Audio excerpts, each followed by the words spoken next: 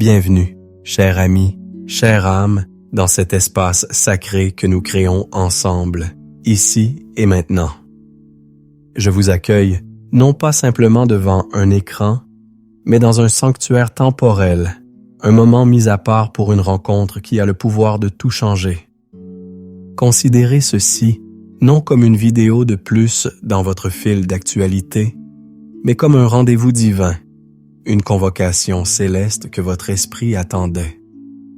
Aujourd'hui, nous n'allons pas seulement lire une prière, nous allons nous immerger dans la puissance vivante et transformatrice du psaume 27, une déclaration de foi si puissante qu'elle a soutenu les rois, les prophètes et les saints à travers les âges.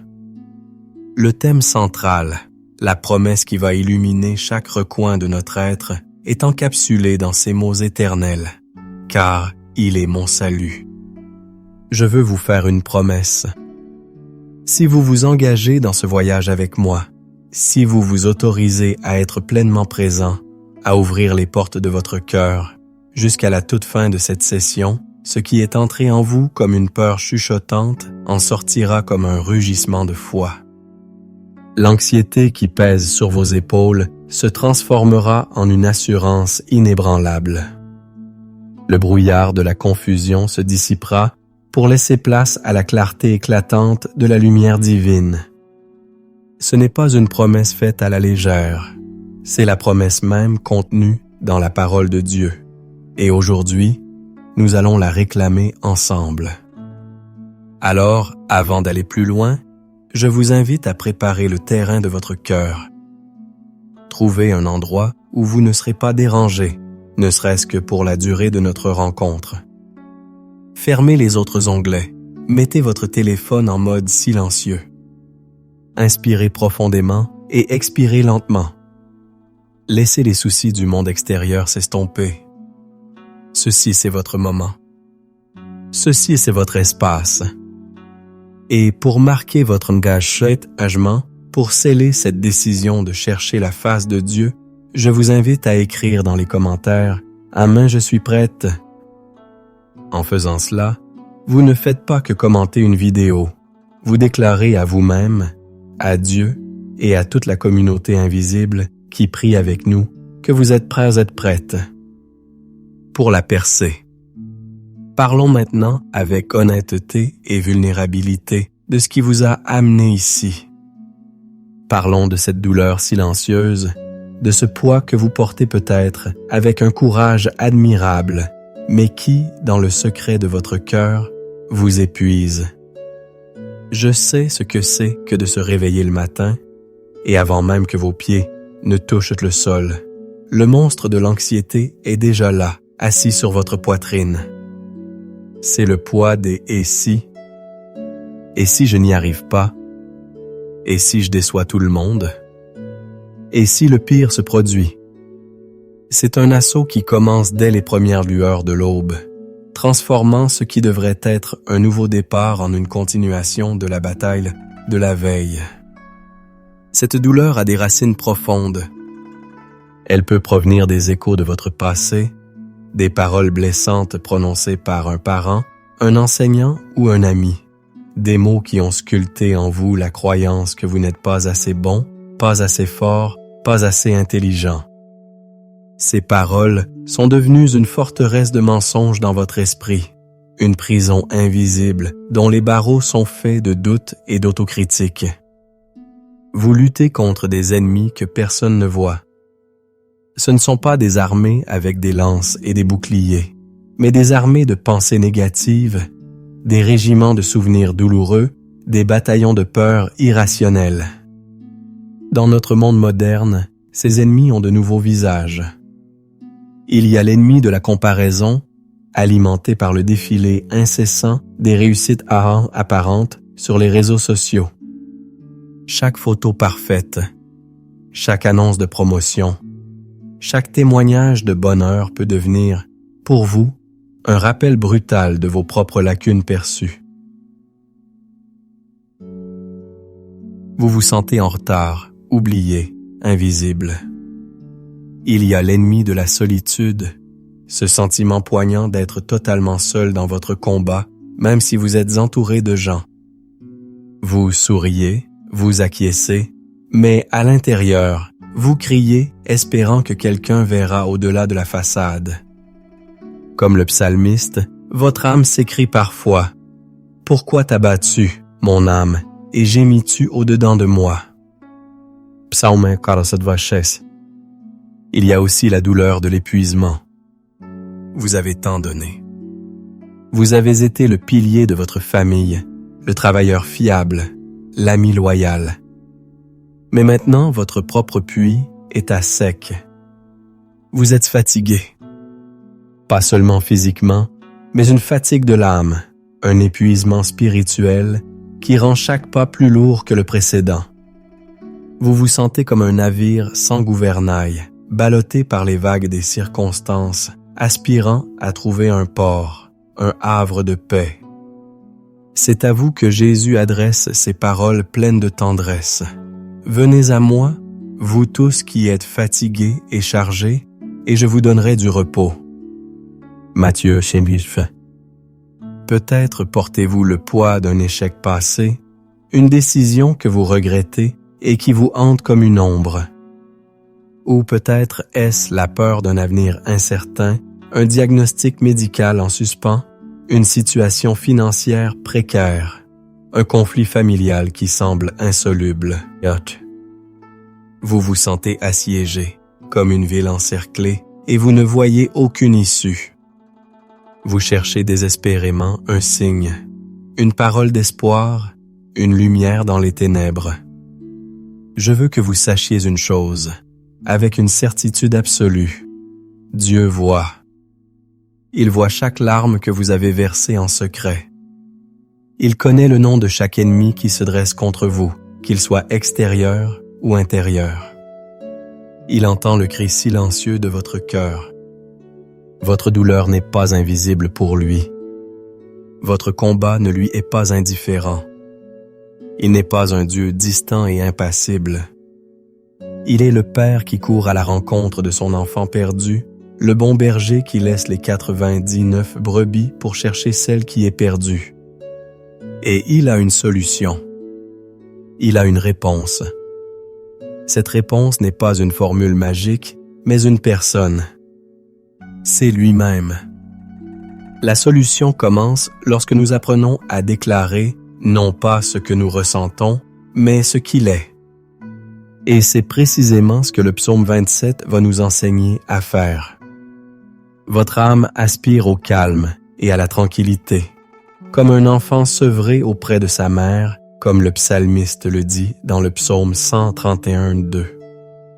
Et ce calme est sur le point de naître, non pas de l'absence de tempête, mais de la présence du maître de la tempête. Pour véritablement saisir la puissance de notre déclaration de foi, nous devons plonger au cœur du psaume 27, non pas comme un simple poème, mais comme un manuel de guerre spirituelle et un traité d'intimité divine. Ce psaume, écrit par David, un homme qui connaissait intimement le danger, la trahison et la peur, est une masterclass sur la manière de transmuter la peur en foi. Commençons par le fondement, le verset 1, qui est le pilier de tout l'édifice. « L'Éternel est ma lumière et mon salut. De qui aurais-je crainte? L'Éternel est le soutien de ma vie. De qui aurais-je peur? » David ne dit pas que l'Éternel donne la lumière, mais qu'il est la lumière. En hébreu, le mot est « or ». Ce n'est pas seulement l'illumination, c'est la source même de toute lumière. Quand vous êtes dans le brouillard de l'incertitude, quand vous ne savez pas quelle décision prendre, quand l'avenir semble opaque et menaçant, déclarez « L'Éternel est mon or » signifie que vous invitez la source de toute clarté à dissiper vos ténèbres. La lumière expose ce qui est caché.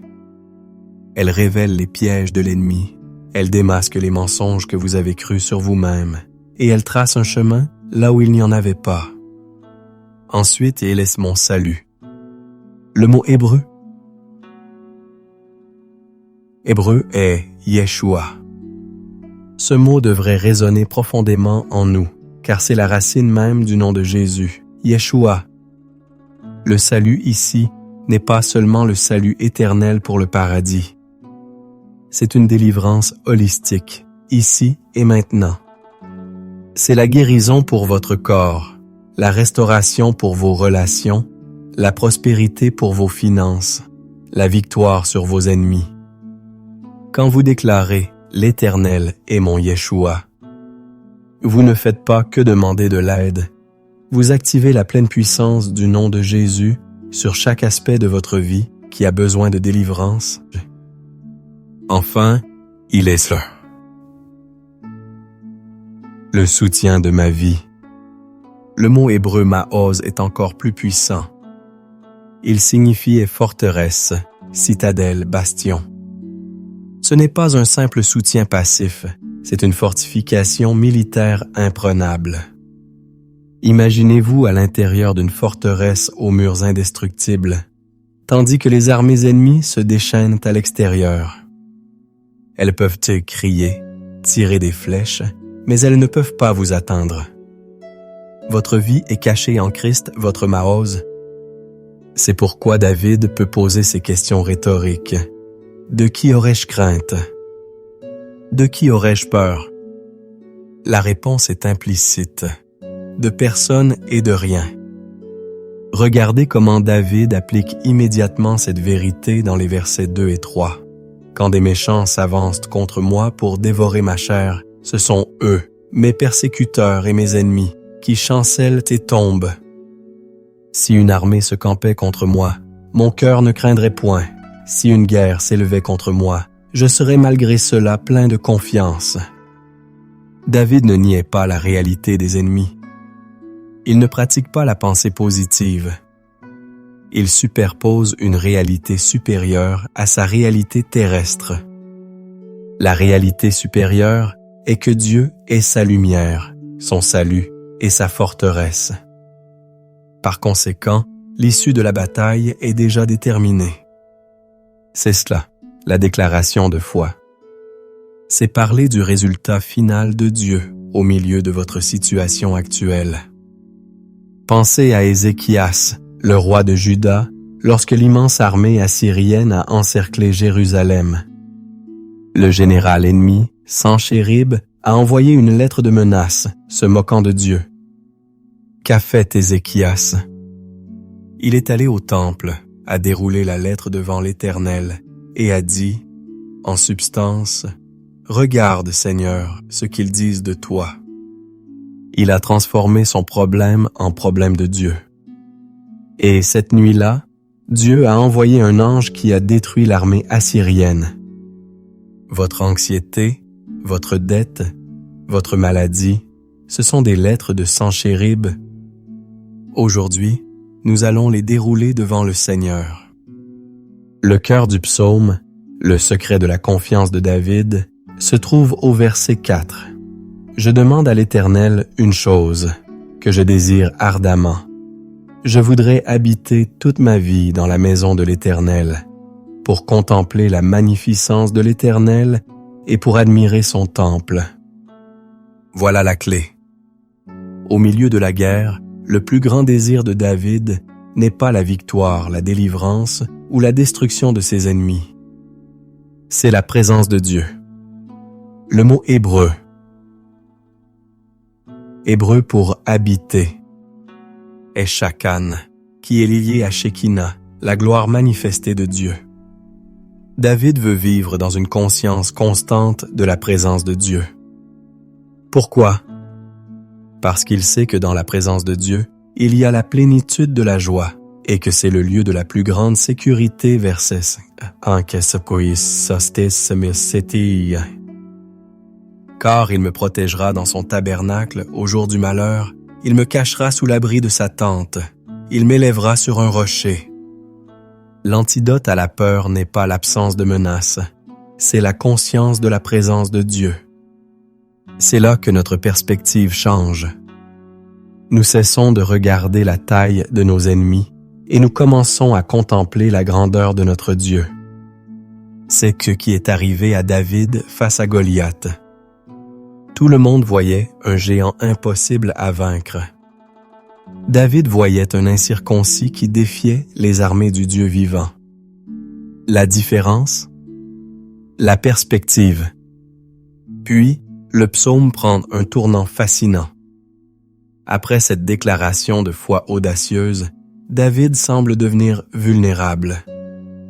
À partir du verset 7, il crie « Éternel, écoute ma voix, je t'invoque, aie pitié de moi et exauce-moi. » Il dit même au verset 10 « Car mon père et ma mère m'abandonnent, mais l'Éternel me recueillera. » Ceci est d'une honnêteté brutale et réconfortante. Cela nous montre que la foi n'est pas l'absence de doute ou de sentiment d'abandon. C'est crier vers Dieu, même quand on se sent abandonné. Pensez à Joseph, vendu par ses frères, oublié en prison. Il y a dû y avoir des jours où il se sentait complètement abandonné par Dieu et par les hommes. Mais même dans la fosse, même en prison, Dieu était avec lui, préparant sa plus grande promotion. Votre sentiment d'abandon n'est pas la vérité finale. La vérité finale est que l'Éternel vous recueillera. Il prendra votre cause en main. Votre plus grande blessure peut devenir le tremplin de votre plus grande destinée. Et comment le psaume se termine-t-il? Par une exhortation à soi-même et à nous tous. Versets 13 et 14. Oh! Si je n'étais pas sûr de voir la bonté de l'Éternel sur la terre des vivants. Espère en l'Éternel. Fortifie-toi et que ton cœur s'affermisse. Espère en l'Éternel. Le mot hébreu pour bonté est chesed. C'est l'amour loyal, la grâce imméritée, la miséricorde fidèle de Dieu.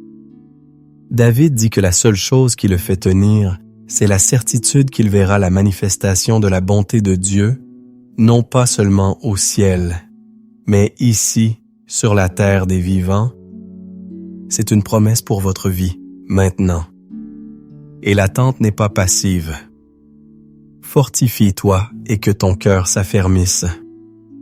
Est un appel à une patience active et courageuse. C'est comme Élie sur le mont Horeb. Après sa grande victoire sur les prophètes de Pop et de Baal, il s'est effondré sous la menace d'une seule femme, Jézabel. Il a fui dans le désert, épuisé, en proie au burn-out, et a demandé la mort. Mais Dieu est venu à lui, non dans le vent, le tremblement de terre ou le feu, mais dans un murmure doux et léger. Il l'a nourri, l'a fait se reposer, puis lui a redonné sa mission.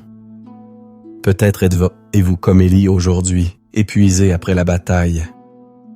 Dieu veut vous rencontrer dans le calme, nourrir votre âme et vous rappeler votre appel.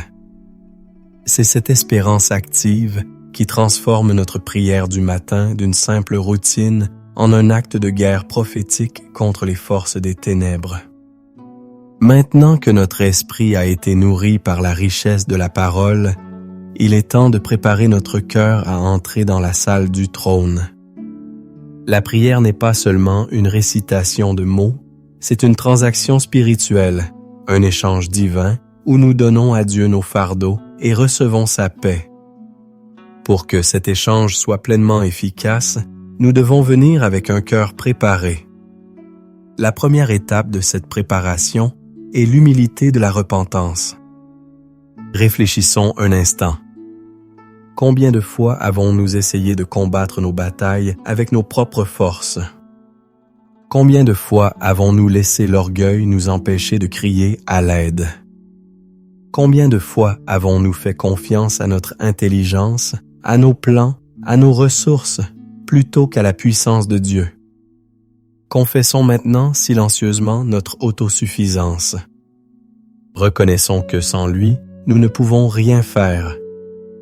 Comme le dit Jacques 5,16, « Confessez donc vos péchés les uns aux autres et priez les uns pour les autres, afin que vous soyez guéris. » Aujourd'hui, confessons-les à notre grand prêtre, Jésus. La deuxième étape est de libérer le pardon. Le manque de pardon est l'un des plus grands obstacles à la prière exaucée.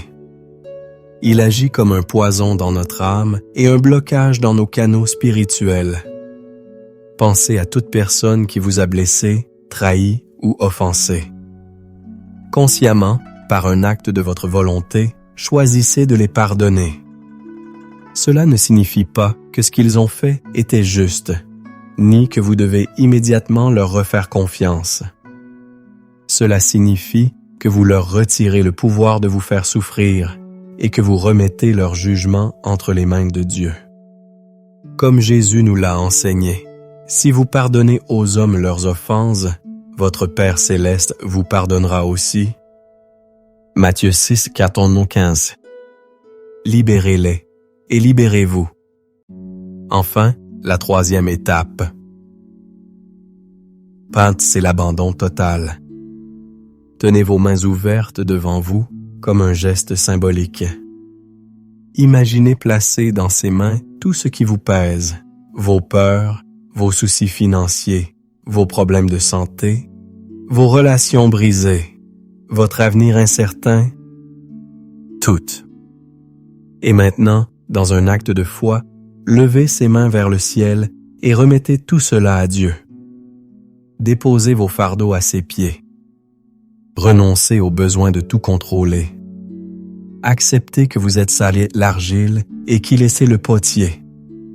C'est le lieu de la paix véritable. Si nous confessons nos péchés, il est fidèle et juste pour nous les pardonner et pour nous purifier de toute iniquité. Au Jean sur le nom. Votre cœur est maintenant prêt. Entrons avec assurance dans sa présence.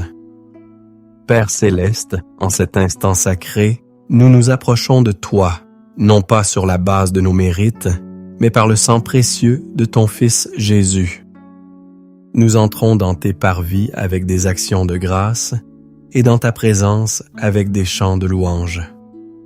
Nous nous joignons au cœur des anges et des saints de tous les âges pour déclarer que tu es saint, saint, saint, éternel Dieu tout-puissant. Nous t'adorons, toi qui es notre lumière, notre or.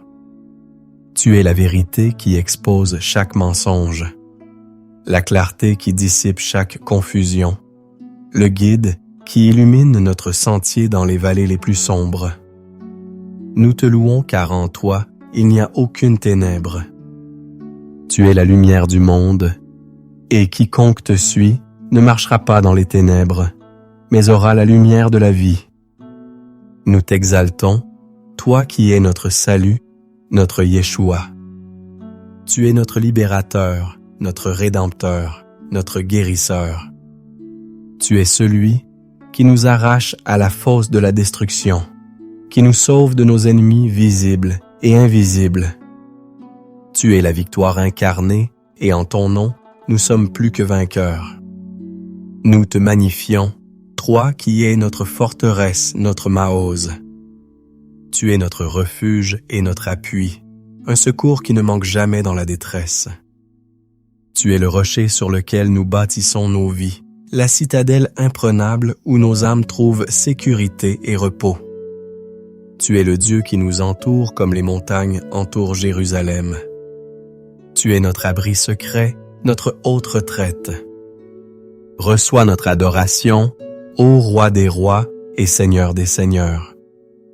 Père, dans ta sainte présence, nous reconnaissons notre faiblesse et nos fautes. Je confesse les moments où j'ai douté de ta bonté, où j'ai laissé la peur dicter mes décisions plutôt que la foi. Je confesse les paroles négatives que j'ai prononcées sur ma propre vie et sur mon avenir. Je confesse l'orgueil qui m'a fait croire que je pouvais me débrouiller seul. Pardonne-moi, Seigneur. Lave-moi dans le sang de Jésus et purifie-moi de toute iniquité. Aujourd'hui, je dépose à tes pieds chaque fardeau. Je te remets cette anxiété qui me ronge le matin, ce sentiment d'être submergé par mes responsabilités. Je te donne cette blessure du passé qui refuse de guérir, ce ressentiment que je garde contre ceux qui m'ont fait du mal. Je te confie cette situation financière qui me semble sans issue, ce diagnostic médical qui me terrifie, cette relation brisée qui me cause tant de chagrin. Je dépose le poids de la comparaison, le sentiment de n'être jamais à la hauteur. Je te remets mes enfants, mon conjoint, ma famille, mon travail, mon ministère. Je renonce au contrôle. Je choisis de te faire confiance. Je place ma vie entière entre tes mains puissantes et aimantes. Et maintenant, Père, je me saisis de ta parole et je la déclare sur ma vie. Je ne suis pas ce que mes sentiments disent que je suis. Je suis ce que ta parole dit que je suis. Je déclare aujourd'hui, l'Éternel est ma lumière et mon salut, de qui aurais-je crainte? L'Éternel est le soutien de ma vie, de qui aurais-je peur? Quand des méchants, des pensées de doute, des circonstances adverses s'avancent contre moi, ce sont eux qui chancellent et tombent. Si une armée de factures, de mauvaises nouvelles, de critiques se campe contre moi, mon cœur ne craindra point. Si une guerre de difficultés s'élève contre moi, je serai malgré cela plein de confiance. Je déclare que je demande à l'Éternel une chose, et je la désire ardemment, habiter dans sa présence tous les jours de ma vie, pour contempler sa magnificence. Car il me protégera au jour du malheur, il me cachera sous l'abri de sa tente. Il m'élèvera sur un rocher, et ma tête s'élèvera au-dessus de mes ennemis qui m'entourent. Je déclare que j'entendrai sa voix et qu'il aura pitié de moi. Je déclare que mon cœur cherche sa face et je trouverai sa face. Je déclare que même si je me sens abandonné, l'Éternel me recueillera. Je déclare que je suis sûr de voir la bonté de l'Éternel sur la terre des vivants. Je choisis d'espérer en l'Éternel. Je commande à mon âme, fortifie-toi et que ton cœur s'affermisse. Oui, espère en l'Éternel. Au nom puissant de Jésus-Christ, j'entre maintenant en guerre spirituelle contre toute force qui s'oppose à la volonté de Dieu pour ma vie. Je prends le bouclier de la foi avec lequel j'éteins tous les traits enflammés du malin, les flèches de doute, de peur, de condamnation et de mensonge. Éphésiens 6:16. Je déclare qu'aucune arme forgée contre moi, ma famille, mes finances ou ma santé ne prospérera, et toute langue qui s'élèvera en justice contre moi, je la condamne. Ésaïe 54:17. Je renverse les forteresses dans mon esprit, les schémas de pensée négatifs, les mentalités de pauvreté, de maladie et de défaite. J'amène toute pensée captive à l'obéissance de Christ. 2 Corinthiens 10:5. Je renonce à tout accord intérieur que j'ai pu faire avec l'esprit de peur, l'esprit d'anxiété, l'esprit de rejet ou l'esprit de dépression.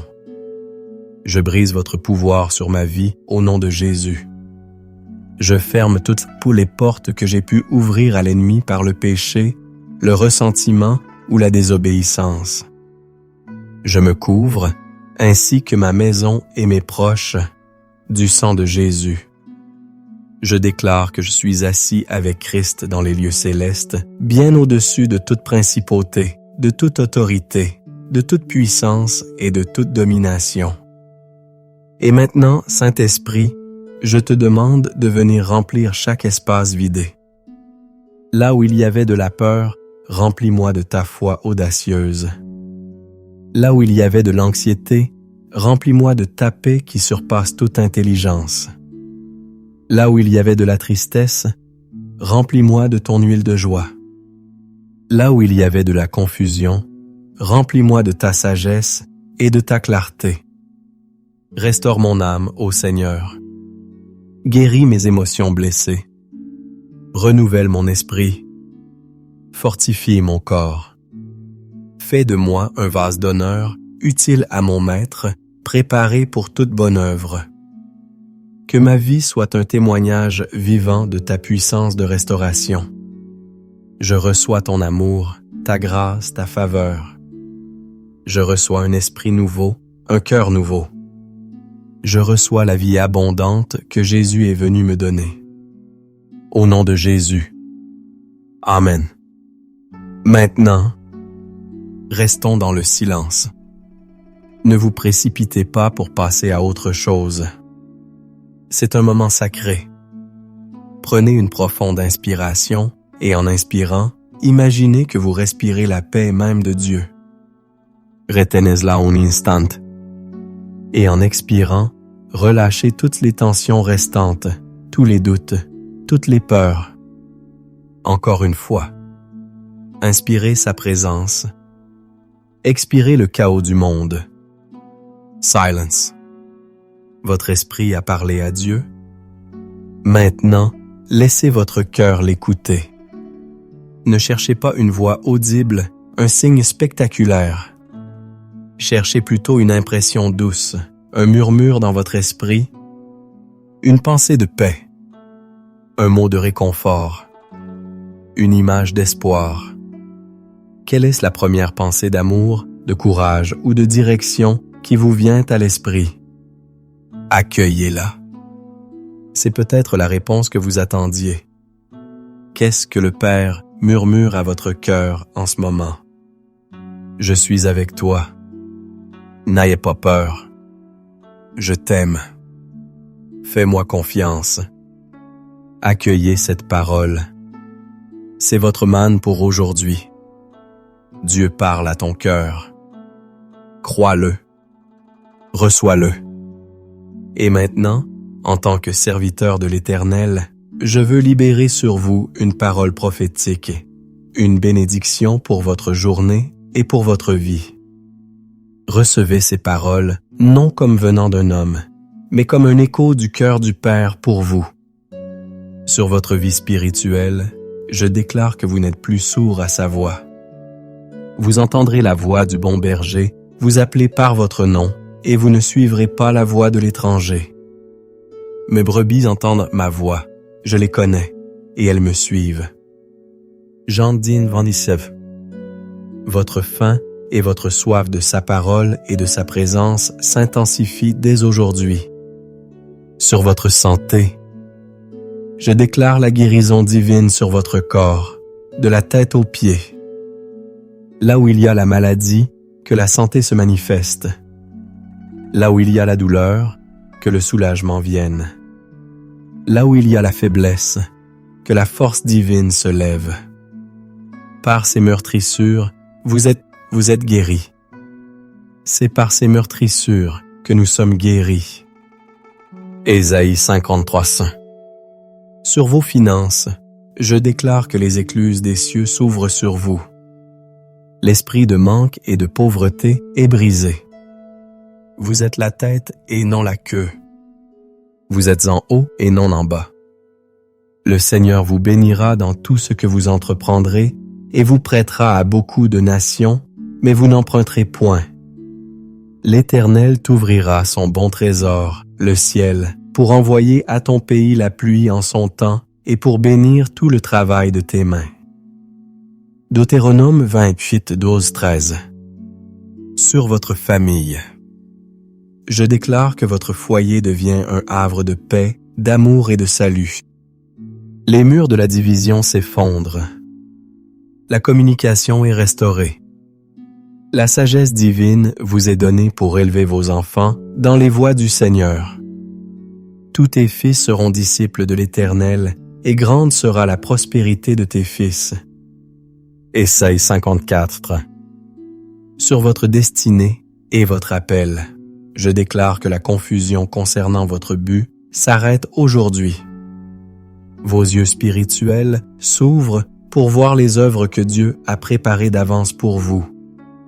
Vous entrez dans votre saison d'accomplissement et de fruitfulness. Vous êtes l'ouvrage de Dieu, créé en Jésus-Christ pour de bonnes œuvres. Car nous sommes son ouvrage, ayant été créés en Jésus-Christ pour de bonnes œuvres, que Dieu a préparées d'avance, afin que nous les pratiquions. Éphésiens 2:10. Sur votre protection quotidienne, je déclare un bouclier de protection divine autour de vous, de votre famille et de vos biens. Aucun mal ne vous arrivera, aucun fléau n'approchera de votre tente. Les anges de Dieu campent autour de vous.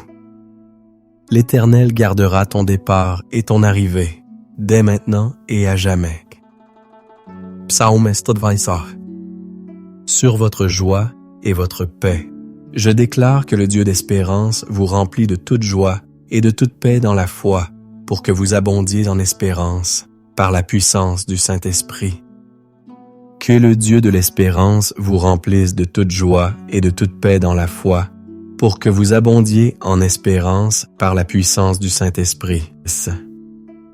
Romains passé très saint. Et maintenant, recevez la bénédiction sacerdotale d'Aaron. Que l'Éternel vous bénisse et vous garde. Que l'Éternel fasse luire sa face sur vous et vous accorde sa grâce. Que l'Éternel tourne sa face vers vous et vous donne la paix. Nombres 6:24-26. Au nom du Père, du Fils et du Saint-Esprit. Amen. Nous arrivons à la fin de notre temps ensemble, mais ce n'est pas une conclusion, c'est un commencement. Vous quittez cet espace de prière non pas comme vous y êtes entré. Vous partez armé d'une vérité fondamentale. Dieu est votre lumière, votre salut et votre forteresse. Vous n'êtes pas défini par vos peurs, mais par votre Sauveur. Vous n'êtes pas défini par vos circonstances, mais par votre citadelle céleste. Gardez cette déclaration dans votre cœur tout au long de cette journée. Lorsque la peur tente de frapper à la porte, répondez-lui avec la vérité du psaume 27. Je veux vous mettre au défi. Ne laissez pas cette expérience n'être qu'un événement ponctuel. Faites de cette prière une pratique quotidienne. Revenez à cette vidéo chaque matin pendant les 7 prochains jours. Permettez à ces vérités de passer de votre tête à votre cœur, de s'enraciner si profondément dans votre esprit qu'elles deviennent votre réponse automatique à l'adversité. Vous verrez une transformation s'opérer en vous. La foi grandira, la peur diminuera, et la paix de Dieu deviendra le gardien de votre cœur et de vos pensées. Si ce moment de prière a été une bénédiction pour vous, si vous avez ressenti la présence de Dieu et le poids de vos fardeaux s'alléger, je vous encourage à faire 3 choses.